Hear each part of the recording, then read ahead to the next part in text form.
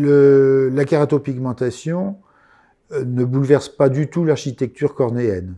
Il y a des modifications transitoires qui, en 8 ou 15 jours, vont rentrer dans l'ordre et on reviendra à l'état précédent. C'est-à-dire que si le patient n'avait pas de lunettes, il se retrouvera sans lunettes. S'il était myope, il se retrouvera myope. S'il était hypermétrope, il se retrouvera hypermétrope.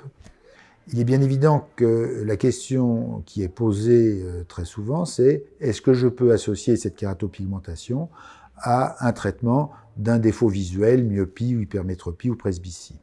La réponse est oui, mais il faut définir une stratégie.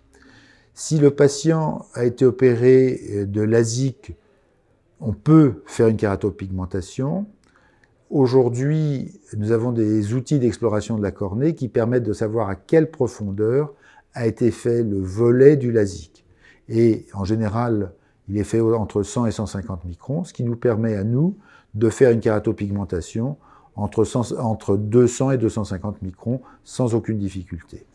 Donc les deux interventions ne s'entrecroisent pas, à condition que l'on respecte des délais. Alors, si on fait le LASIK au préalable, on ne fera pas de kératopigmentation avant 1 ou 2 ans après la cicatrisation du LASIK.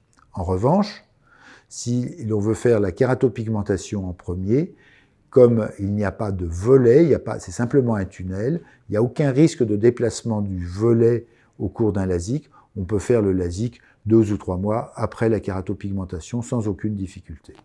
La kératopigmentation ne modifie pas la courbure ou la géométrie de la cornée.